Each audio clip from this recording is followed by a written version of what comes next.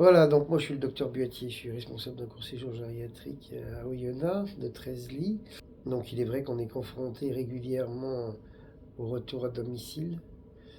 Euh, pour ce faire, on a plusieurs leviers.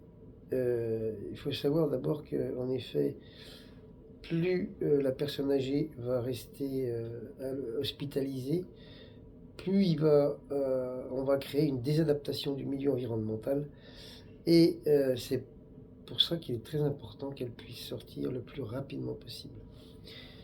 D'abord, pour rentrer le plus rapidement possible, il faut mettre en œuvre une équipe pluriprofessionnelle au sein du service. Et aussi bien les aides-soignantes, les infirmières que les médecins, mais aussi les rééducateurs. C'est pour ça que chez nous, les patients, ils ont tous de la rééducation, mais via l'APA, l'activité physique adaptée, puisqu'on a très peu de kinés disponibles. Et pour ce retour à domicile, nous, on a plusieurs leviers, tout simplement. On a d'abord l'assistante sociale qui va faire un gros travail d'évaluation des aides actuelles du patient. Euh, on va voir un peu quels sont les moyens qu'on peut mettre en œuvre au domicile pour permettre ce maintien à domicile. Et donc d'abord des moyens sanitaires. Et pour ces moyens sanitaires, on va mettre en place le Prado. Donc le Prado qui dépend de la CPAM, ils sont là pour préparer la sortie en essayant de trouver les moyens sanitaires.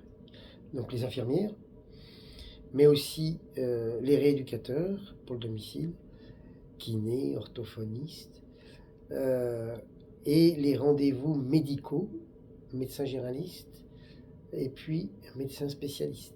Si on sort d'un AVC, un rendez-vous avec un neurologue. Si on sort d'une insuffisance cardiaque, un rendez-vous avec un cardiologue. Et puis tout ce qui est non sanitaire, c'est les aides à domicile via les SIAD ou les SAD. Et donc là, on a les assistantes sociales connaissent le territoire, donc elles connaissent les réseaux. Et puis nous, ici au Oyonnax, on est en train de réactiver la filière gérontologique qui va nous permettre de mettre de l'huile dans les rouages, de mieux se connaître, de mieux se faire confiance, et donc du coup d'activer tout ce réseau pour améliorer le retour à domicile. Il n'est pas rare qu'on ait des freins, et les freins, c'est souvent, ça peut être le patient, mais c'est rare parce que le patient, il a plutôt envie de rentrer chez lui plutôt que d'aller en institution. Mais les familles qui sont peut-être moins disponibles qu'auparavant, puisque la cellule familiale s'est quand même fracturée. Les enfants n'habitent plus toujours sur le lieu de vie des parents. Et donc, il faut être pédagogue au niveau des familles pour pouvoir justement négocier, parce que c'est une vraie négociation, ce retour à domicile. Le locomoteur, c'est une chose, mais l'autre frein au retour à domicile, c'est l'état du patient, donc l'état locomoteur, mais également l'état cognitif. Un patient qui a des troubles cognitifs,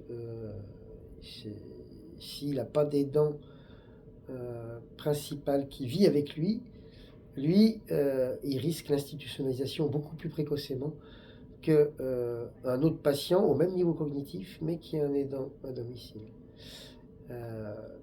Et donc là aussi, il faut absolument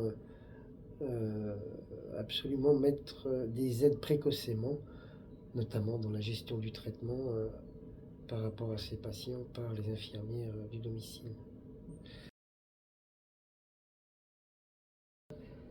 Alors, le choix de l'EHPAD pour les familles, c'est un choix difficile.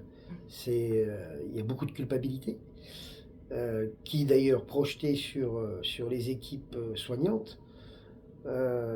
Alors, il est important de pouvoir les informer, de savoir ce qui existe.